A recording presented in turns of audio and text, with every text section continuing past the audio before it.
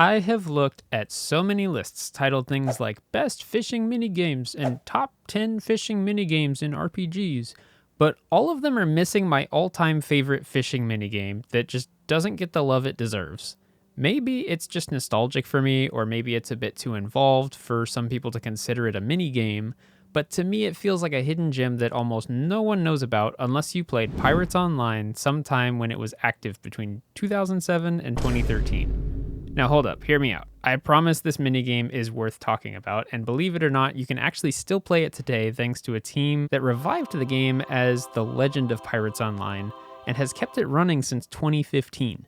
Let me show you how this fishing minigame works, and I think you'll agree it's pretty unique. There's a whole bunch of stuff to talk about later due to the progression system this minigame has, and if you don't already know how legendary fishing works, once you reach max fishing level, then you'll want to see how that totally changes the feel of the game. The game starts like many others you might have played before. You click once to start a meter that moves up and down, and once you click again, you cast out your line with whatever power the meter currently shows. As soon as your bait hits the water, you can immediately see the appeal of this game. This game came out during a time when a style that was later named Frutiger Arrow started to take off, and whether or not it was intentional, I can't help but feel like the music and visuals of this minigame fit right in with that sort of style. Just look at this. For me, the nostalgia hits hard, but I think the mechanics we're about to get into are still fun to this day. I should know because to get all this footage, I literally made a new character just so I could fish all the way to max level and do everything this minigame had to offer. So once your bait is in the water, you can let it sink deeper or start to reel it in. If you let it sink deeper, you'll notice there's some larger fish at a level deeper than your lure will go. Remember that for later, but for now, we're limited to just the fish in this top area. Once one of them bites, you click and hold to start reeling it in, and occasionally the fish will start swimming away and you'll need to let go of the line so it doesn't get damaged. Rinse and repeat until you've reeled in your first fish.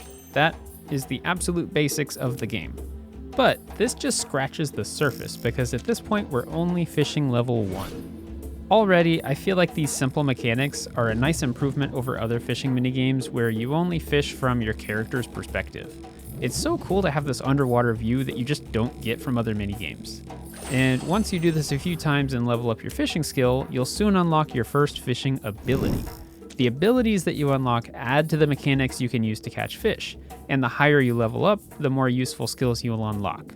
Your first skill just pauses the lure in the water, which will be nice if you're going for a specific fish and don't want the lure to sink deeper for a short period.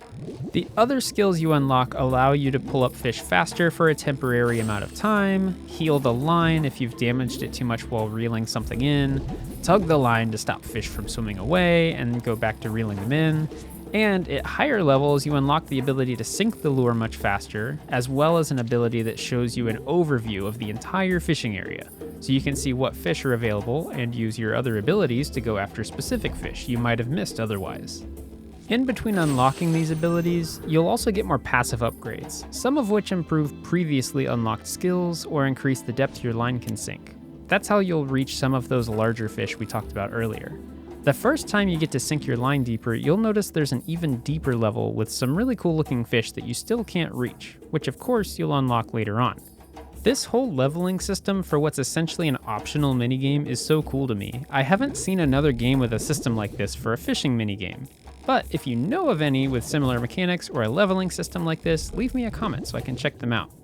The leveling system is just one of the things that makes this game unique to me, because since this minigame is in a pirate RPG, that means there's a whole ocean out there where you can go sail around. And once you reach a high enough fishing level, you're able to rent a fishing boat, so you can go sail the high seas in search of the perfect fishing spot. It's actually kind of funny being out on a fishing boat because occasionally, since this is an online game and the main reason for sailing around is to get into sea battles, you'll just start to hear the most awful sounds while peacefully fishing.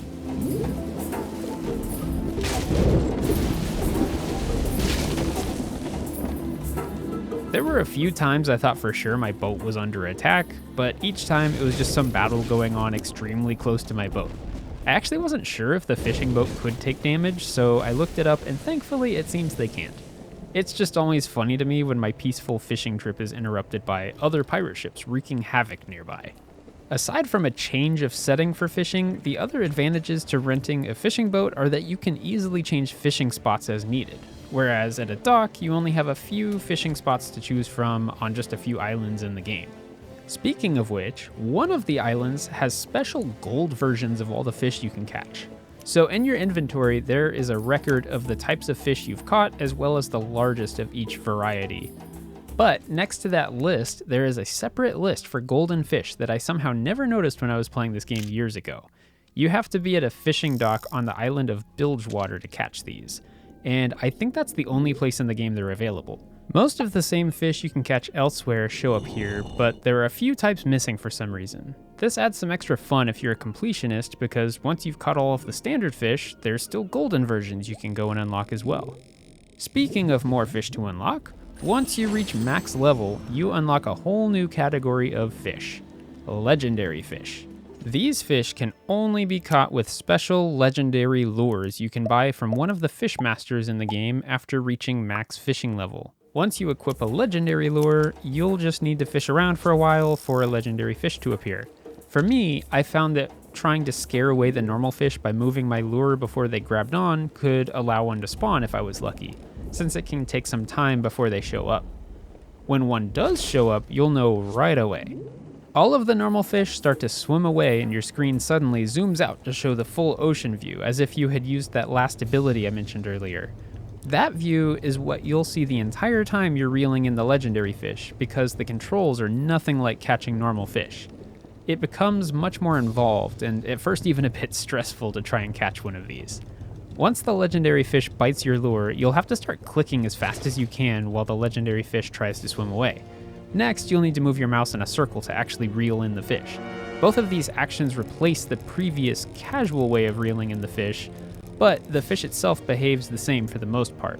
Occasionally, you'll have to catch the reel as it spins out of control, but otherwise you're just switching between those first two actions to wear out the fish and reduce its stamina bar at the top of the screen. As that bar goes down, the fish gets a bit easier to reel in, and eventually you'll be greeted by a screen telling you a little story about how you noticed the fish is wild and beautiful and belongs in the sea, and you let it go while keeping a scale to sell it back on shore. Every one of these screens ends the same way, saying, "You are a pirate after all," which to me is a bit cheesy, but this was a kids game made by Disney in the late 2000s, so that checks out. Honestly, it's kind of weird to remember that sometimes while playing this game because it's actually an okay MMO pirate game.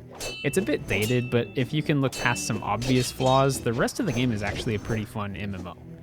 I'm getting off topic though. The main point I want to make is that this is a crazy involved fishing minigame if you want it to be, or just a casual, fun experience that feels unique and has some cool things other fishing minigames don't if you just want to play it without worrying about the leveling system or being a completionist about it.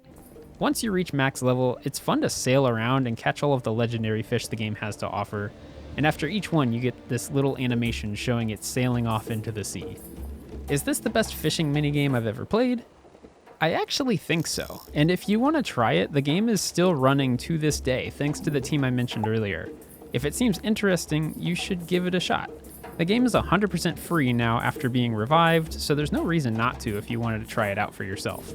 Let me know what you think. Are there any other fishing minigames out there that can compete with this one? Am I crazy to call this a minigame with how much there is going on compared to other more casual experiences? I'm curious what your favorite fishing minigame is and what you think of this one. Thanks so much for watching, and I'll see you in the next one.